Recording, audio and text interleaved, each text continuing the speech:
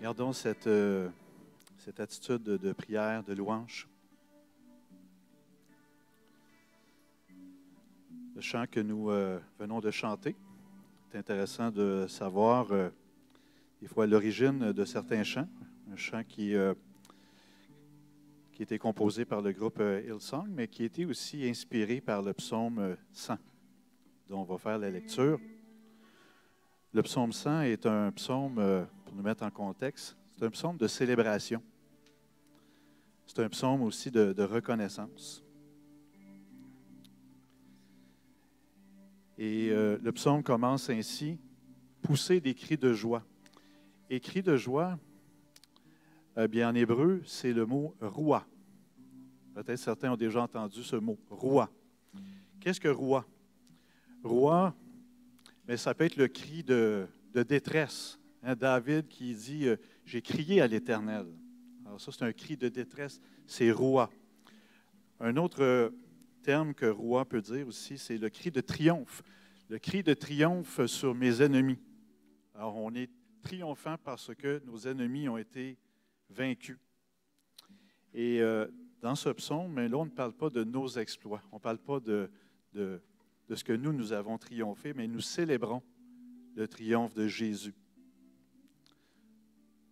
Nous savons que Jésus est mort sur la croix, qui a pris notre place. Nous méritions d'être sur la croix à cause de nos péchés.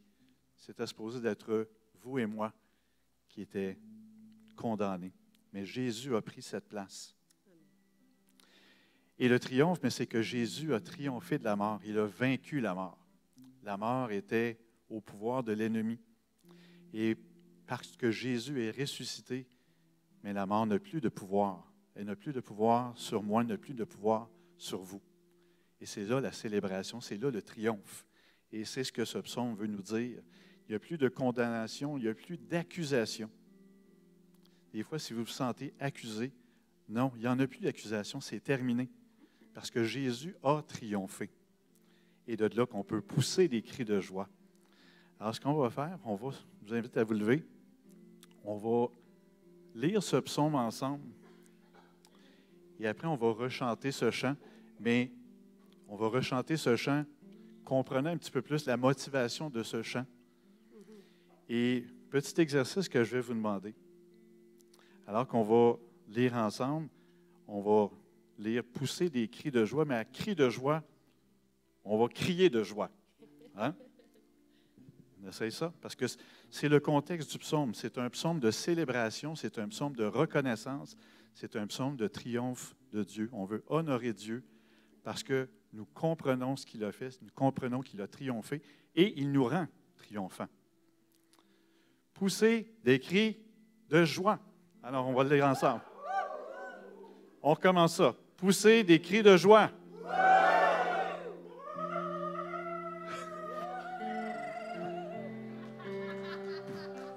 Ça, c'est des vrais cris de joie. Des cris de joie du Burundi. Alors, on va le lire ensemble. Poussez des cris de joie en l'honneur de l'Éternel, habitant de toute la terre. Servez l'Éternel avec joie. Venez avec allégresse en sa présence. Sachez que l'Éternel est Dieu. C'est lui qui nous a fait et nous lui appartenons. Nous sommes son peuple, le troupeau dont il est le berger. Entrez dans ses portes avec reconnaissance, dans ses parvis avec des chants de louange. Célébrez-le, bénissez son nom, car l'Éternel est bon, sa bonté dure éternellement et sa fidélité de génération en génération. Poussons des cris de joie.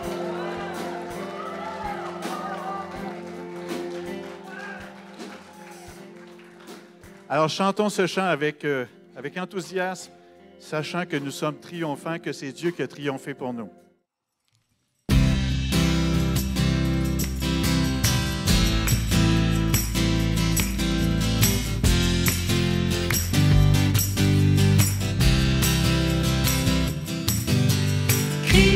Crie de joie, crie de joie, le Seigneur t'a donné la victoire.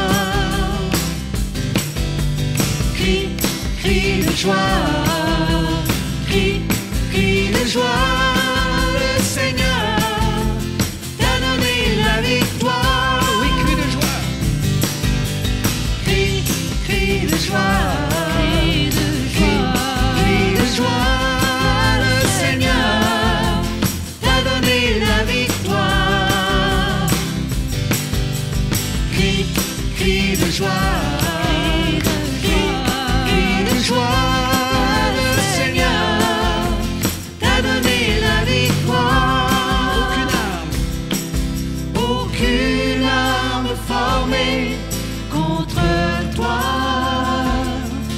Aucun royaume qui se lève ne tiendra. Car le Seigneur est le roc de notre salut. Par le sang de l'agneau, nous avons vaincu. Crie de joie, crie de joie, le Seigneur t'a donné la victoire. Crie de joie, crie de joie, le Seigneur t'a donné la victoire. Aucune arme formée contre toi. Aucun royaume qui se lève ne tiendra. Car le Seigneur est le roc de notre salut. Par le sang de l'agneau, nous avons vaincu. Oui, vaincu. Crie de joie. Crie de joie. Crie de joie. Le Seigneur t'a donné la victoire. Crie de joie.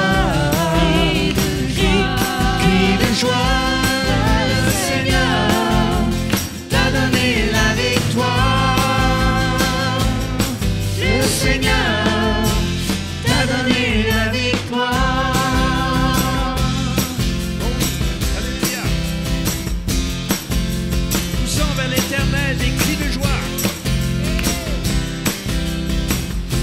Je pousse vers l'Éternel des cris de joie. Je le célèbre en tout lieu. J'entre dans ses parvis avec un chant en moi. Je me réjouis car il me rend heureux. Je pousse l'Éternel. Je pousse vers l'Éternel des cris de joie. Je le célèbre en tout lieu. J'entre dans ses parvis avec un chant en moi. Je me réjouis car il me rend heureux. Oui, il me rend heureux. Il me rend heureux, il me rend heureux. Je me réjouis car il me rend heureux. Il me rend heureux, il me rend heureux. Je me réjouis car il me rend Je heureux. pousse l'Éternel. Je pousse vers l'Éternel des cris de joie. Je le célèbre en tout lieu. J'entre dans ses parvis avec un chant en moi. Je me réjouis car il me rend heureux. Tu me rends heureux.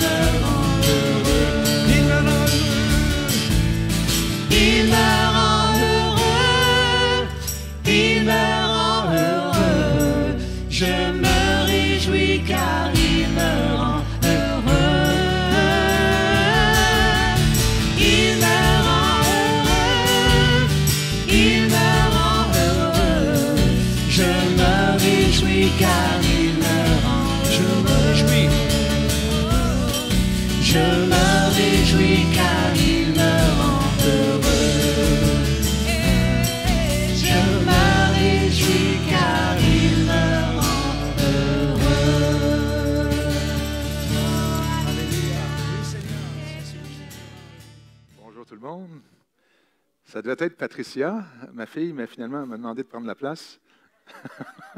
Plusieurs sont venus voir parce que dans le courriel qui est envoyé, c'était écrit Patricia Nagan. Et puis, donc, elle ne le savait pas. Donc, on va prier. On va prier ensemble. Seigneur, on veut vraiment proclamer ensemble, en tant que corps, en tant qu'Église, en tant que ton peuple, en tant que tes enfants qui t'appartiennent, qu'on t'aime, puis on veut se tenir près de toi. On tient à toi. Personne ne peut égaler les promesses que tu fais. Seigneur, c'est là qu'on veut se tenir, comprendre de mieux en mieux à chaque jour, dans toutes nos activités quotidiennes, dans toutes les sphères de notre vie, comprendre l'impact de ce que tu as fait à la croix pour nos vies. Donc, merci Seigneur aujourd'hui d'ouvrir nos cœurs à ce qu'on va partager, à ce que tu veux nous dire. Merci Jésus. Amen. Aujourd'hui, on va parler de conflits et de discussions difficiles qu'on peut avoir afin d'éviter les conflits. Et puis, vous savez, les conflits, les possibilités de conflits, c'est quelque chose qu'on peut faire face à tous les jours. Et dans bien des situations, si on avait eu une conversation qui est parfois difficile, on aurait pu éviter ces conflits-là. On peut les haïr, ces conversations difficiles à avoir. On peut les ignorer, on peut essayer de les faire taire, mais en général, on ne peut pas les éviter si on veut avancer. Ils vont nous emmener, ces tensions, ces conversations difficiles qu'on a à avoir, vont nous emmener des luttes intérieures assez profondes, une sorte de souffrance aussi. Mais le conflit ou les tensions entre personnes, c'est un des endroits où Dieu fait une partie de son œuvre les plus profondes en chacun de nous autres. C'est un des endroits où les croyants solides se forgent dans la foi, même s'il y a une souffrance au travers de ça. L'apôtre Pierre va dire,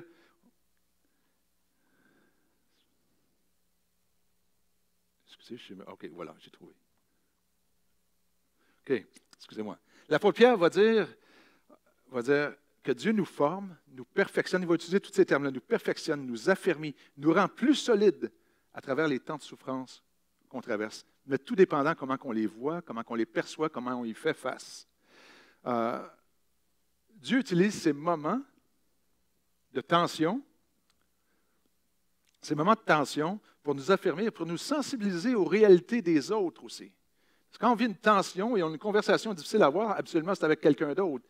Et Dieu utilise ces moments-là pour nous éveiller, nous faire apprendre, nous faire grandir, nous affermir dans notre sensibilité à ce que les autres peuvent vivre, à nous pousser à nous sortir de notre zone de confort et de former de plus en plus Christ en nous. C'est ça le but que Dieu veut faire à travers nous autres. Hein? Former Christ, nous emmener à la stature parfaite de Christ. Quand une conversation difficile arrive, répondre selon le cœur de Dieu peut transformer ce conflit-là, que je déteste, à un outil de restauration. Pour moi, pour l'autre, pour la communauté, finalement. C'est pour ça qu'on doit faire face à ces conversations difficiles-là. Dans l'Église, on peut faire face à toutes sortes de conversations difficiles à avoir. Des médiations entre des désaccords, des conflits de personnalité, des problèmes reliés aux attentes qu'on peut avoir les uns les autres, des changements, même lorsque les gens résistent aux changements. Il y a toutes sortes d'environnements et de situations qui peuvent faire qu'on a à faire face à des conversations difficiles. Une femme qui s'appelle Susan Scott, qui est auteure d'un livre qui s'appelle Fierce Conversation, dit ça ici. Ce dont on parle dans une entreprise ou dans une communauté, et la manière dont on en parle détermine ce qui va devenir, qu'est-ce qui va arriver, qu'est-ce qui deviendra ou ne deviendra pas. Les conversations offrent une clarté ou confusion, invitent à la collaboration et la coopération qui nous amènent au-delà des frontières, ou cette conversation-là peut ajouter au mur entre des positions bien défendues. Il nous inspire à nous attaquer à nos défis les plus difficiles ou nous arrête secs, nous demandant pourquoi nous sommes sortis du lit ce matin. La conversation est la relation. Sans conversation, il n'y en a pas de relation, ou un semblant de relation. Si la conversation cesse, toutes les possibilités pour la relation sont réduites et toutes les possibilités pour les individus dans la relation sont réduites. La conversation, c'est ce qui fait progresser, c'est ce qui fait avancer les choses. Donc, les conversations difficiles qu'on doit avoir parce qu'elles ne sont pas plaisantes peuvent être très constructives et transformatrices, mais parfois destructives. C'est pour ça qu'ils font peur. C'est pour ça qu'on les appelle difficiles. Donc, tout dépend de certains éléments qu'on considère ou pas quand on a une conversation difficile à avoir. Vous savez, les conversations difficiles qui n'ont pas lieu, et moi, c'est ce qui m'a fait arrêter sur ce sujet-là quand j'ai appris ça il y a quelques années. Les conversations difficiles qui n'ont pas lieu est une des principales raisons pourquoi des gens quittent une communauté ou pourquoi des leaders dans les grandes entreprises quittent leur entreprise. Ce n'est pas le salaire, ce n'est pas les compétences. C'est une des principales raisons, c'est qu'il n'y a pas eu la conversation difficile. Donc, sur la base d'une situation que j'ai vécue, d'hypothèses que je m'imagine, il veut dire ça, il veut penser ça, il a insinué ça, je ne suis pas à l'aise, il n'y a pas de place pour moi, ils font ça comme ça, ils pensent ça comme ça. Des hypothèses qui n'ont pas été validées, des gens quittent une organisation, quittent une communauté, prennent une décision sur des hypothèses non validées qui impactent leur vie, qui impactent la vie des gens autour d'eux autres. C'est pour ça qu'il est essentiel d'aborder ce sujet-là. Lorsqu'on voit une situation, lorsqu'on vit une situation qui est en train d'affecter la relation que je peux avoir avec quelqu'un, lorsque j'ai vécu quelque chose dans une discussion, dans une relation, dans un environnement qui m'affecte au point où je remets en question mon engagement avec le groupe, mon engagement, ma relation avec une personne, ma participation, il est important d'avoir cette discussion difficile avant de prendre une décision.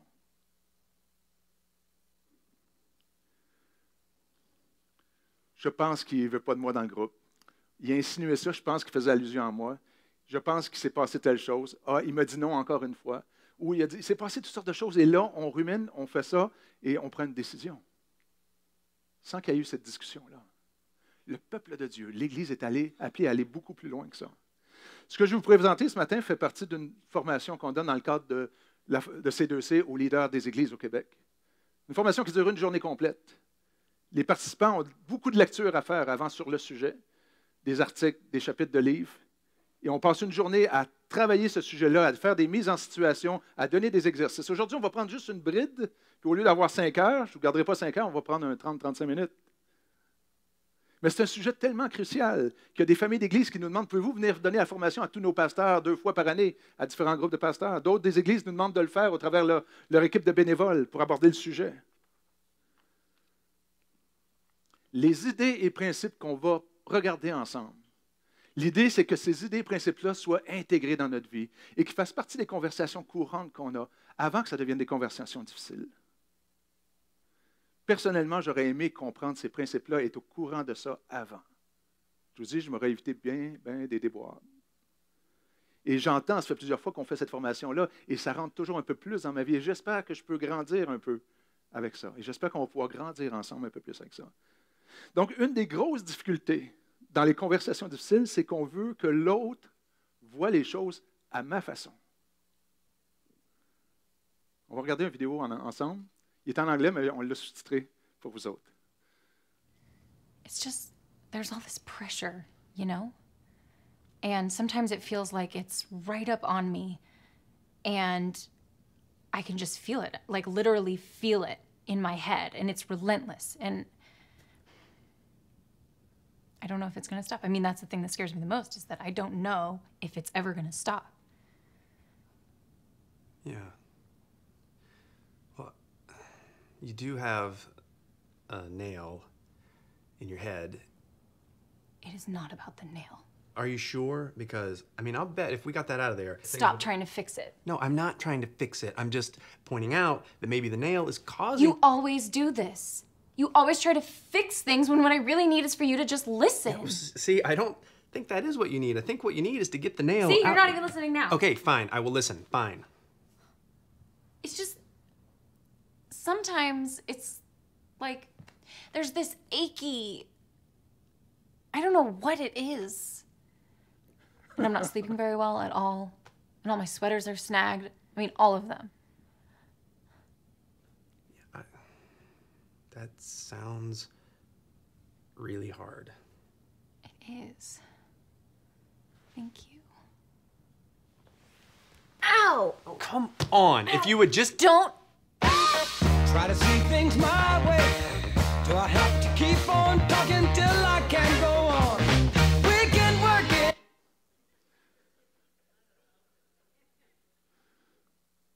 Parfois, les choses semblent évidentes pour nous autres. Puis bien d'autres personnes autour, mais ne sont pas pour la personne concernée. Mais l'inverse est vrai aussi. Parfois, on ne voit pas chez l'autre leur réel besoin, leur réalité. On est trop aveuglé par notre perspective des choses. Parfois aussi, on évite à pointer le problème quand la personne a surtout besoin d'être écoutée avant de pointer le problème. Qu'elle puisse exprimer ce qu'elle vit et pas seulement se faire dire ce qui ne va pas. OK. Le point de départ pour adresser le sujet d'aujourd'hui. Si je vous pose cette question-là, Seigneur, fais de moi, qu'est-ce qu'on répond? Un meilleur époux? Un meilleur père? Un plus grand prédicateur? Un plus grand leader qui a de l'influence, qui a un impact dans le pays? Vous diriez quoi? Dites-moi les pas, là, dites-vous-le à vous, dites-le à votre voisin si vous voulez. Ou, mais attention, on ne parle pas de conversation difficile tout de suite, là. Je dirais être un meilleur ou un plus grand quoi? À quoi vous aspirez? Pourquoi vous voulez ça? Quelle est la motivation derrière de vouloir devenir ça? Qui, ici, veut grandir en devenant plus petit? Qui? Jésus a adressé ça avec ses apôtres à un moment donné. Il dit, à ce moment, les disciples s'approchèrent de Jésus et lui demandèrent, « Qui est le plus grand dans le royaume des cieux? » Jésus appela un petit enfant, le plaça au milieu d'eux et dit, « Je vous le déclare, c'est la vérité. Si vous ne changez pas pour devenir comme des petits-enfants, vous n'entrerez pas dans le royaume des cieux. Le plus grand dans le royaume des cieux est celui qui s'abaisse et devient comme cet enfant. » Quand on pense à qui on voudrait devenir, je ne suis pas sûr qu'il y a beaucoup de monde qui ont dit, « Moi, je veux devenir comme un enfant. » On aspire à plus. Qui veut un statut de moindre importance peut être plus dépendant dans sa vie? Qui veut plus d'incertitude au lieu de plus d'assurance? Qui demande plus de foi, l'incertitude? Jésus a confronté la nature de ses apôtres, d'orgueil, de besoin de statut de ses disciples, en utilisant un enfant comme modèle, qui est nécessaire pour saisir toutes ces promesses du royaume. Jésus demande l'humilité, d'être enseignable, puis la foi pour expérimenter les vérités du royaume de Dieu. Regardez un autre texte ici. Considérez, frères et sœurs, votre propre appel. Il n'y a parmi vous ni beaucoup de sages, selon le critère humain, ni beaucoup de puissants, ni beaucoup de nobles. Personne n'aime ça se faire dire ça, hein? Quelqu'un viendrait dire, dans vous autres, là, je ne vois pas grand personne sage. Là, personne n'aime ça. Mais il continue. Mais Dieu a choisi les choses folles du monde pour couvrir de honte les sages, et Dieu a choisi les choses faibles du monde pour couvrir de honte les fortes. Dieu a choisi les choses basses et méprisées du monde, celles qui ne le sont, qui sont rien, pour réduire à néant celles qui sont, afin que personne ne puisse faire le fier devant Dieu. C'est grâce à lui que vous êtes en Jésus-Christ, lui qui est devenu, par la volonté de notre Dieu, notre sagesse, notre justice, la source de notre sainteté et notre libérateur, afin qu'il est écrit que celui qui veut éprouver la fierté mette sa fierté dans le Seigneur.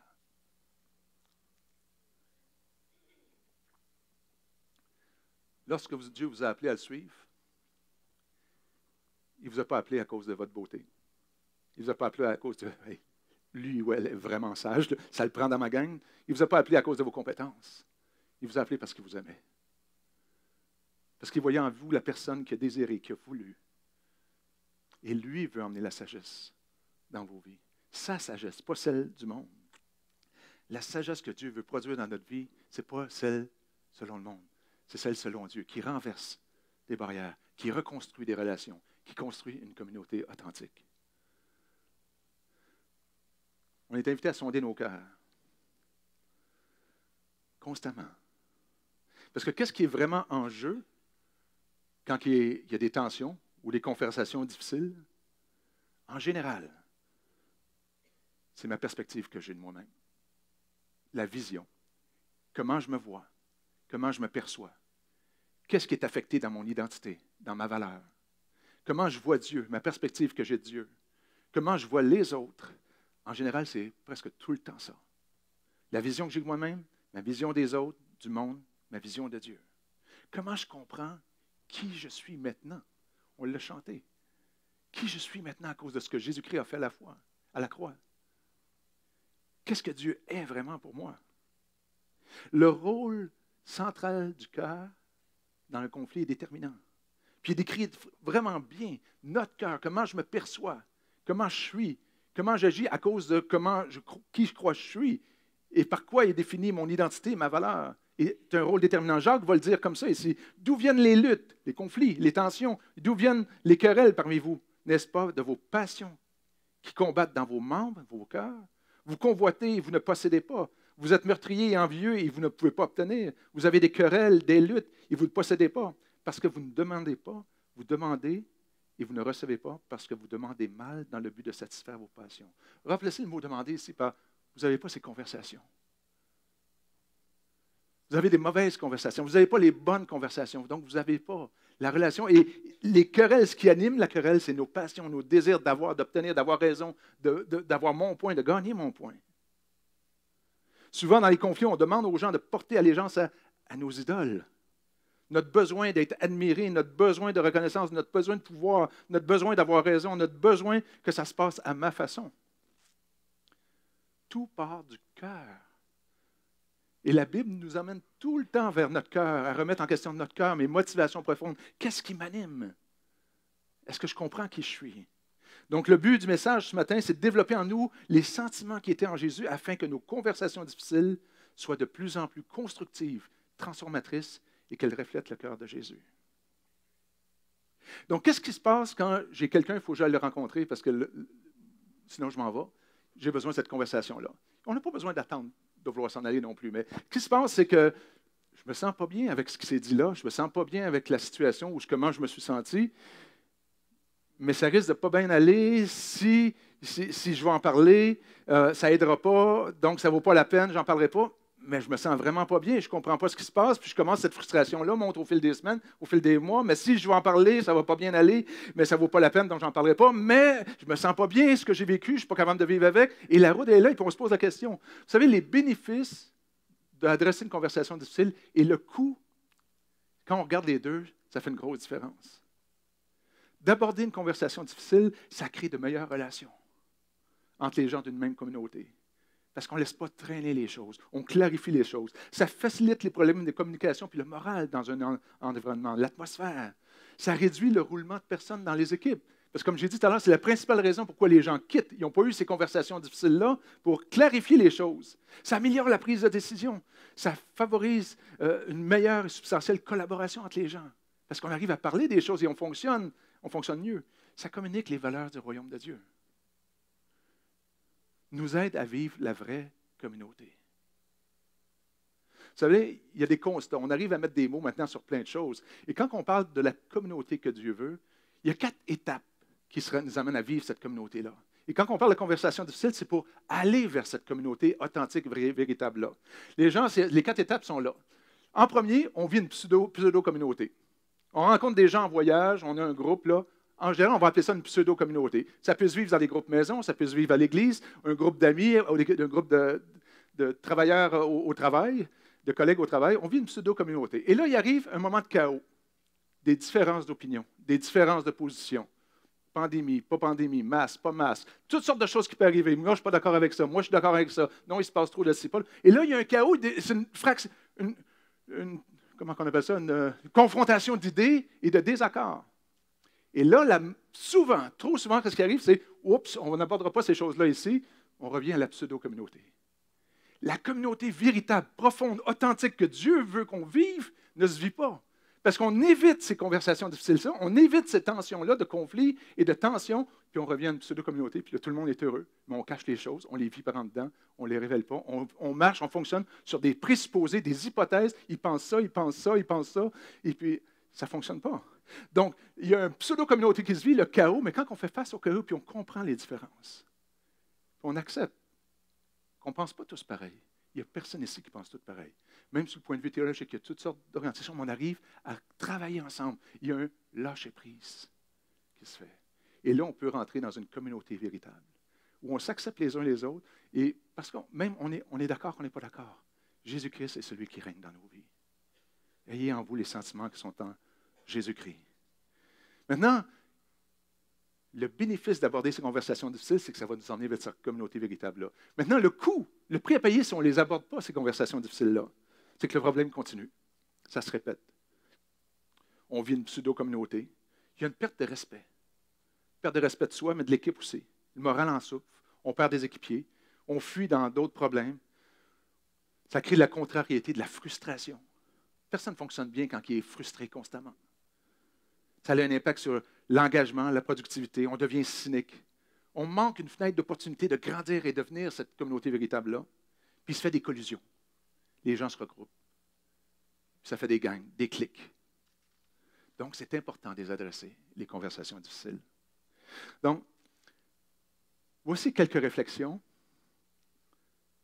à considérer avant d'aborder une conversation difficile. 3 choses à réaliser. C'est qu'en réalité, il y a 3 conversations qui se passent.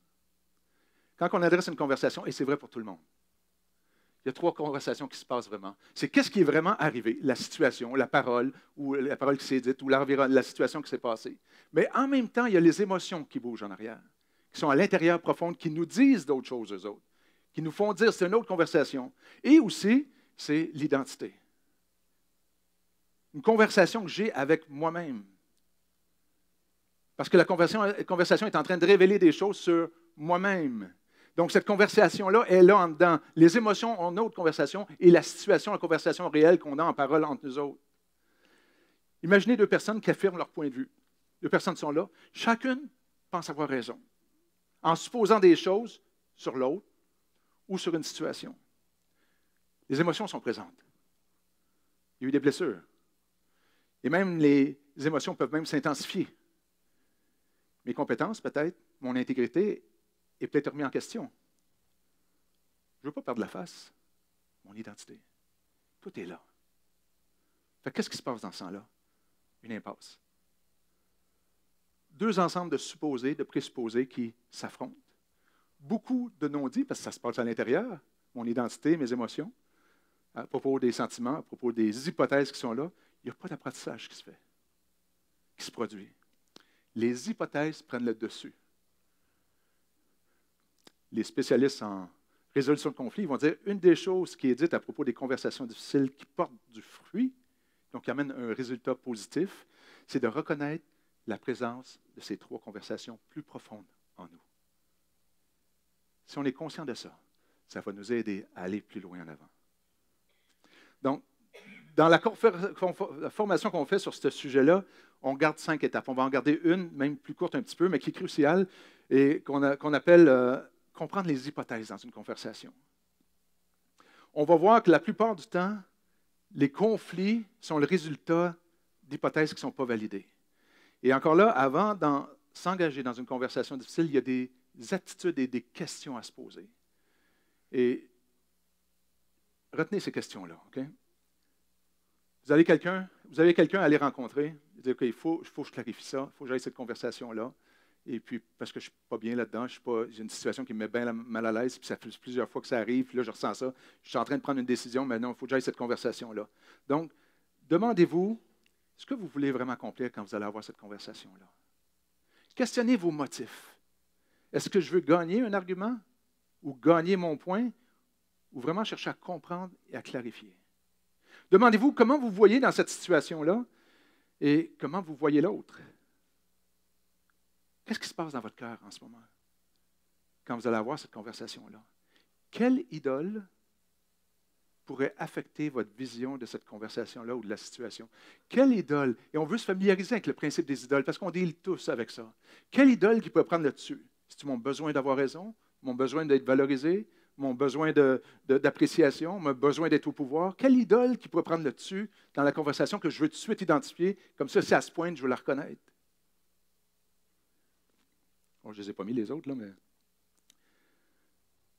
Pensez d'une approche, Donc, que devez-vous retenir aussi de votre identité en Christ avant de vous engager dans cette conversation et passer d'une approche de vouloir livrer un message ou de vouloir gagner l'autre à votre point à une approche de vouloir apprendre et comprendre. Deux autres choses avant d'aller plus loin. Deux aptitudes à développer quand on va avoir une conversation qu'on veut constructive. Et je vous dis, on a tous à en avoir, vous allez tous faire des conversations. Et même, je vous encourage déjà à réfléchir. C'est quoi la conversation difficile que je vais devoir avoir dans les prochaines semaines? Avec qui?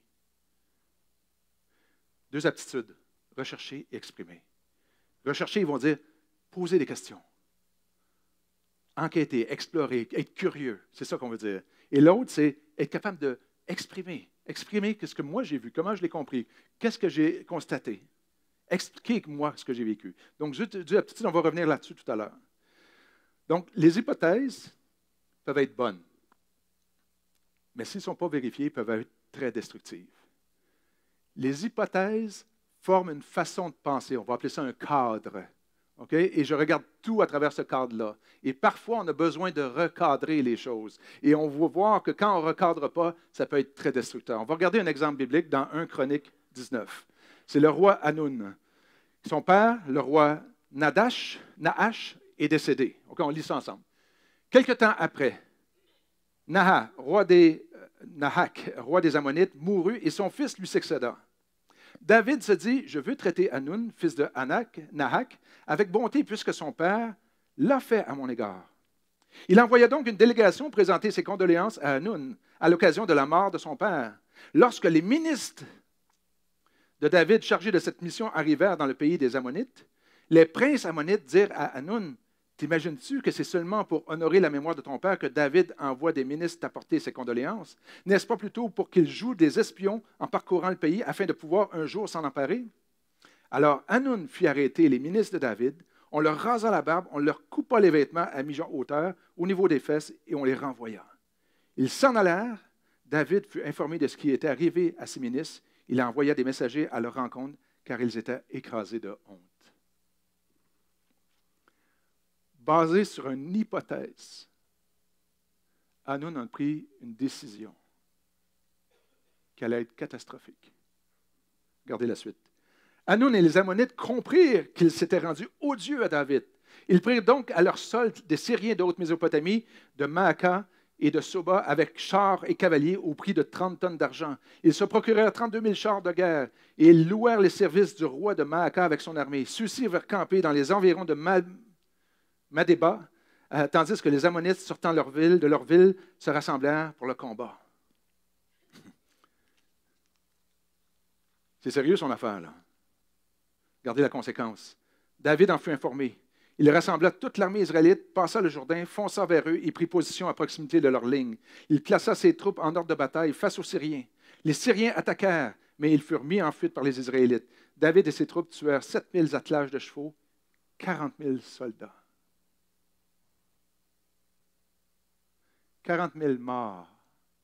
Tout ça à cause d'un geste basé sur une hypothèse. Des personnes comme vous, comme moi, on prend des décisions de vie, parfois, sur des hypothèses. Ça vaut la peine d'en parler. Donc, quand on aborde une conversation, soyez conscients que les hypothèses prises ensemble forment un cadre dans lequel on voit tout et on perçoit tout et on analyse tout. Donc, il faut être prêt à recadrer, changer le cadre, remettre un nouveau cadre, changer la position de notre cadre. Il est important de recadrer régulièrement. Et là, je vais aboutir à ce tableau-là que je vais vous montrer. Okay? C'est un gros tableau, beaucoup de choses. Regardez. Vous êtes à droite, l'autre interlocuteur est à gauche. Regardez en bas. Qu'est-ce qu'ils remarquent? Explorer leur interprétation, explorer leur conclusion et explorer leur perspective. Et c'est ici que toutes rentrent les deux aptitudes que j'ai parlé tout à l'heure, rechercher et expliquer, là, et exprimer, c'est ici. Donc, en bas, là, qu'est-ce qu'ils remarquent? Là? C'est quoi la situation? Quelle a été l'interprétation que la personne a faite de la situation? Quelle conclusion qu'elle a tirée qui a formé son cadre, sa perspective? On veut comprendre ça. Et là, donc, nous, on navigue là-dedans, on pose des questions. Dis-moi, qu'est-ce qui s'est passé? Qu'est-ce que tu as compris là, dans l'interprétation? Quelle conclusion tu as tirée? Qui a formé, qu'est-ce que tu as compris finalement? Et là, on l'invite aussi à venir de notre côté, d'exprimer. Donc là, on était la partie curiosité, rechercher, et là, on est dans la partie exprimer, expliquer, plaidoyer, si on veut dire. J'exprime, moi, j'ai vu ça comme ça, j'ai interprété ça, j'ai tiré ces conclusions-là qui m'ont amené à cette perspective-là, ce cadre. Vous savez ce qu'on fait dans ce temps-là? C'est qu'on est en train de remplir le bassin d'informations en bas, qui nous permet d'avoir une juste valeur. Et souvent, ce qui se passe, on va voir quelqu'un pour une conversation difficile, et qu'est-ce qu'on dit? Là, je pense à tout ce que je vais lui dire, puis comment je vais lui dire, puis comment ça m'a blessé, puis comment ça n'a pas été correct. Et là, ce qu'on fait, là, c'est pour ça que les éléments que je vous ai donnés avant, de se préparer. Quelle attitude que j'ai? Qu'est-ce que je veux vraiment accomplir? Est-ce que je veux seulement amener l'autre à comprendre mon point, à adhérer à mon point, ou je veux clarifier et comprendre la situation et construire une communauté véritable? Et qu'est-ce qui arrive si moi, je suis juste sur mon côté ici? C'est que le bassin d'informations disponible est grand comme ça, et là, j'ai juste ça ici. Je ne peux pas avoir une vision juste des choses. Je ne peux pas avoir une perspective juste des choses si j'ai seulement ça, quand il y a ça qui a besoin d'être compris. Et c'est pour ça que nous, on a à jouer là-dedans. Donc, à un moment donné, je pose des questions. Je pose des bonnes questions. Je veux comprendre. Explique-moi. Donc, une issue favorable dans une conversation difficile, c'est d'être capable d'aller sur le terrain de l'autre et comprendre ces étapes-là. Qu'est-ce que tu as vécu? Comment tu as interprété ça? C'est quoi les conclusions qui t'ont amené à cette perspective-là? Mais c'est d'emmener l'autre aussi sur mon terrain à le comprendre. Et on navigue comme ça dans la conversation. Le piège, c'est de garder nos hypothèses cachées. Supposer, continuer à supposer des choses sans poser des questions, sans les valider. Donc, il faut reconnaître qu'on a des hypothèses. Reconnaître que l'autre aussi a des hypothèses. Et considérer les hypothèses comme seulement une hypothèse et non pas une vérité. Avec humilité, exprimer notre perspective. Écouter la perspective de l'autre en posant des questions et inviter l'autre à nous poser des questions aussi. Mettre à l'épreuve nos hypothèses en posant des questions. Poser des questions supplémentaires. Confirmer que vous avez bien compris. C'est-tu ça que tu as voulu dire? Non, c'est pas ça. OK, explique-moi, je ne comprends pas. Il y a des questions qu'on pose des fois qui limitent, qui brisent, qui empêchent l'apprentissage. Tu n'es pas d'accord avec moi? Voyons donc. Ça ne se dit pas, ça ne se fait pas, ça ne construit pas ça. Pourquoi tu n'essayes pas simplement de faire ce que je te dis? Tu sais? Pourquoi tu ne vois pas comme moi je vois?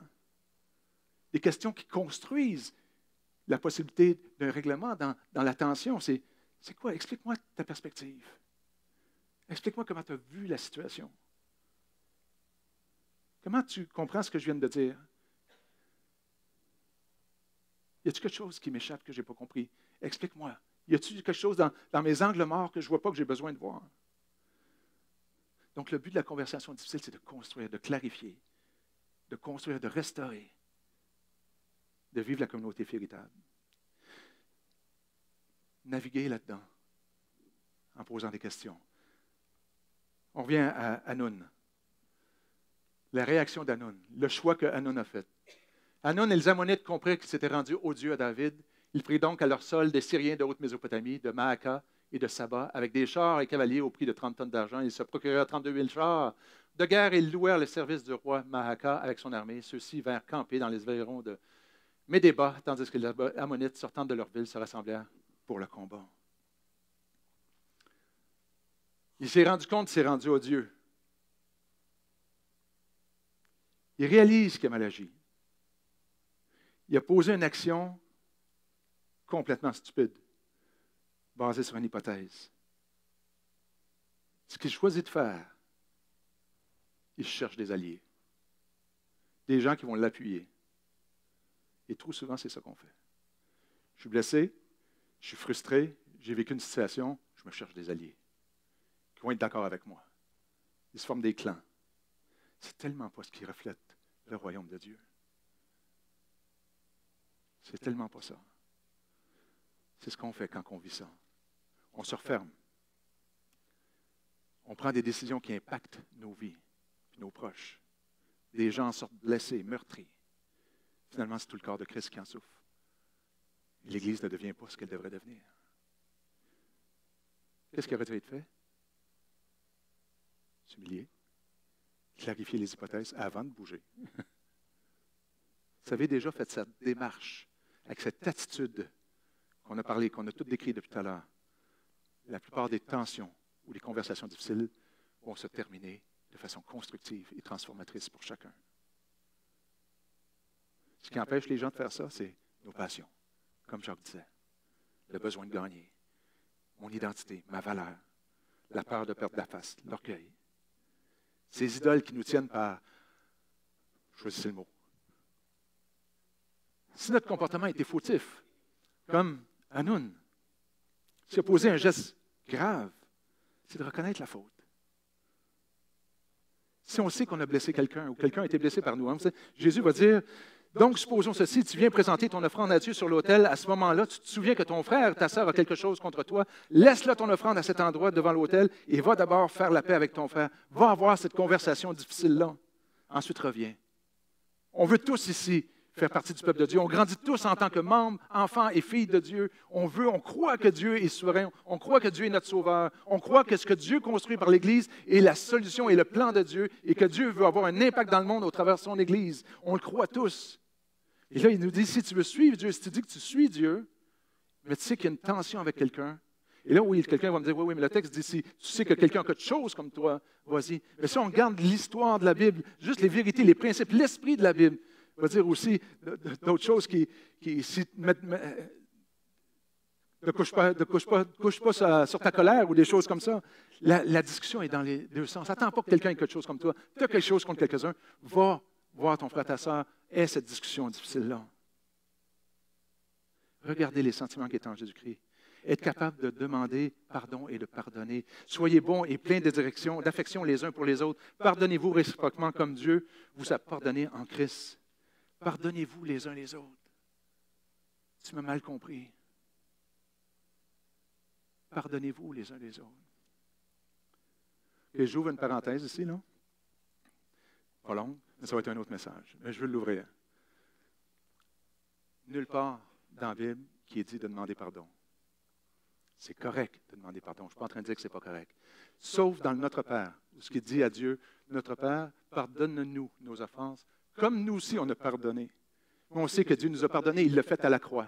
On est pardonné. Mais il nous dit, il nous demande de demander pardon à Dieu, pardonne-nous, de lui demander de nous pardonner. Mais nulle part dans la Bible qui est demandé de demandez-vous pardon les uns les autres, c'est écrit pardonnez-vous les uns les autres. Ce n'est pas écrit demandez-vous pardon. Dieu va beaucoup plus loin de ça. Il va dire confessez vos péchés les uns aux autres. Voyez-vous comment Dieu veut nous emmener à vivre une communauté véritable? Voyez-vous la différence? Si je dis ma fille Marie-Ève qui est là, je dis Marie-Ève, je te demande pardon, je t'ai blessé dans mes paroles tout à l'heure. C'est correct. Mais ce que Jésus m'amène à faire, c'est de confesser mon péché les uns aux autres. Je dis Marie-Ève, je te demande pardon tout à l'heure ce que je t'ai dit. Tu sais, je combats dans ma vie avec un idole qui est la performance, ma valeur, dans tout ce que je fais. Et qu'est-ce qui s'est passé a affecté ma valeur? Parce que je combats avec cette idole-là. Ce n'est pas ça que je veux. Je sais que Christ est ma valeur. Dieu a déterminé ma valeur. Mais ce que j'ai dit, c'était en réaction à ça. Puis je demande pardon que je t'ai blessé à mon tour par mes paroles. Puis je vais être libéré de cette idole-là. Voyez-vous la différence entre juste demander pardon, je t'ai blessé tout à l'heure, et confesser? Qu'est-ce qui était la motivation derrière? Ça nous emmène dans une vulnérabilité les uns les autres. Ça nous emmène à vivre une communauté profonde, véritable, où on peut s'accueillir, parce qu'il n'y a personne qui ne combat pas avec des idoles. Personne ici. Dieu veut nous emmener à vivre tellement plus loin dans notre vie de communauté. Vous savez, toute cette démarche d'adresser conversation difficile n'est pas une garantie que tout va bien se finir. Il y a des situations où on n'arrivera pas à s'entendre. Puis parfois, on peut juste être d'accord qu'on n'est pas d'accord. Mais en ayant fait cette démarche, ça va contribuer à construire, modeler et avancer ensemble. Paul va dire, s'il est possible, dans la mesure où cela dépend de vous, vivez en paix avec tous les hommes. Initiez ces conversations difficiles-là. OK, pour terminer. C'est quoi la conversation difficile que vous avez à avoir? C'est quoi? Avec un de vos enfants? Un de vos parents? Qui vous a blessé? Qui a fait un geste? Qui vous a meurtri? Qui vous a irrité? Frustré? Un collègue de travail peut-être? Un patron? Un voisin? Une voisine? Un ami? Vous avez décidé de couper les ponts? C'est quoi la conversation difficile que vous allez avoir à avoir? Rappelez-vous de ça. Préparez-vous dans la prière. Demandez-vous ce que vous voulez accomplir. Rappelez-vous qu'une hypothèse n'est pas la vérité. Questionnez vos motifs. Est-ce que je veux gagner un argument ou gagner mon point ou vraiment chercher à comprendre, à clarifier, à construire la relation? Demandez-vous comment vous vous voyez dans cette situation, comment vous voyez l'autre. Ayez ces questions-là avant. Que se passe-t-il vraiment dans votre cœur? Quelle idole pourrait affecter votre vision de cette conversation? Quelle idole qui est déjà en jeu dans ma vie, là, qui fait me dire, ben non, ça ne vaut pas la peine, laisse-les faire, va-t'en chez vous. Puis... Quelle est l'idole qui agit dans notre vie en ce moment? Passez d'une approche de vouloir livrer un message. Non, avant, je l'oublie tout le temps, c'est important. Que devez-vous vous rappeler concernant votre identité en Christ avant de vous engager dans cette conversation? La position de l'autre personne ne définira pas votre identité, ni votre valeur, ni votre estime. Christ est celui qui favorise ça, qui définit ça. Passez d'une approche de vouloir livrer un message ou gagner l'autre à votre position à une approche de vouloir apprendre et comprendre. On recadre. Soyez prêts à recadrer. Si on veut expérimenter la communauté véritable, Dieu nous invite à devenir comme des enfants. Être prêt à vouloir un statut de moins d'importance, être plus dépendant de Dieu, être prêt à avoir plus d'incertitude, avoir besoin de plus de foi. Avez-vous remarqué que dans tout ce processus-là, c'est toute une question de cœur, pas une technique, c'est une question de cœur. Qui règne en moi? On va prier. Seigneur, on veut que tu sois celui qui règne en moi, en nous. Je nous souhaite ici à la communauté, à l'Église de Rosemère. Je souhaite à chacun, je nous souhaite qu'on puisse devenir, grandir dans notre capacité d'avoir ces conversations difficiles, construire une communauté véritable, solide, qui reflète Christ. Que tu puisses mettre en lumière ce qui agit dans nos cœurs, qui nous empêche d'avoir ces conversations, qui brisent des ponts, qui brisent des relations, et avoir ces conversations-là avec un cœur, comme un enfant, comme tu nous montres de le faire. Mets en lumière nos cœurs. Sonde mon cœur, ô Dieu, comme David disait. Mets en lumière les endroits où je ne suis pas en toi, où ce n'est pas toi qui m'anime. Merci Jésus. Amen.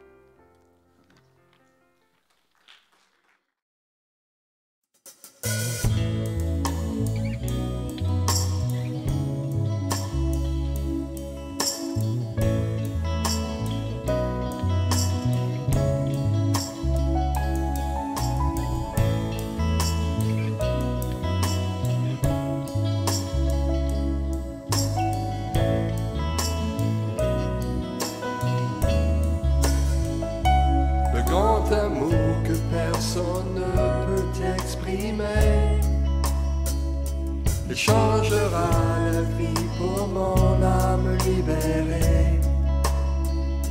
Mais jusqu'à ce que mes yeux te voient et que ta grâce m'amène chez moi, je suis à toi.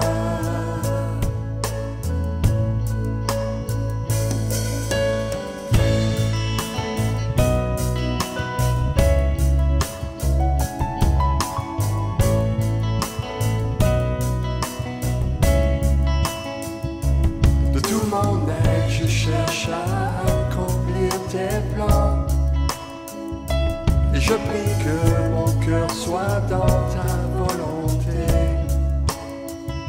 Mais jusqu'à ce que mes yeux te voient et que ta grâce m'amène chez moi, je suis à toi. Je vais vivre pour t'aimer. Je vais vivre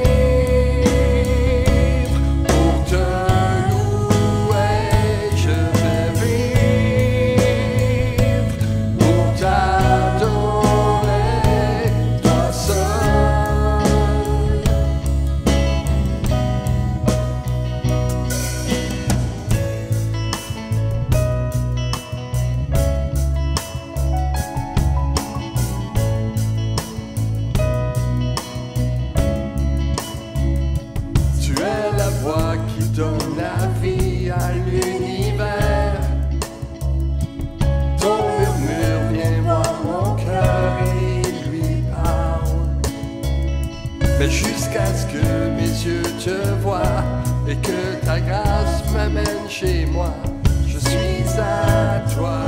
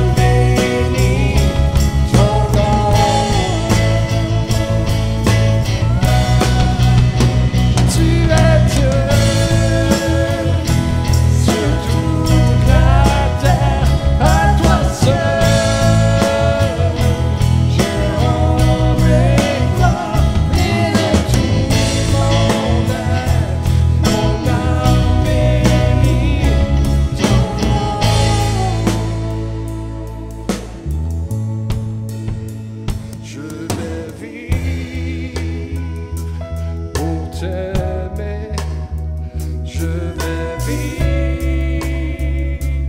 pour te louer, je vais vivre pour t'adorer, toi seul.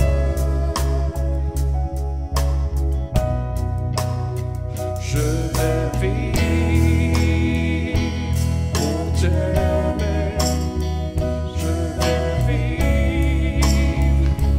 pour te louer, je vais vivre pour t'adorer, toi seul, toi seul, tu es Dieu. Sur toute la terre, à toi seul, je rendrai gloire, et de tout mon âme bénit ton nom.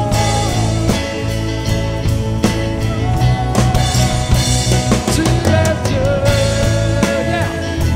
sur toute la terre, à toi seul. Je rendrai gloire, et de tout mon âme bénit ton nom.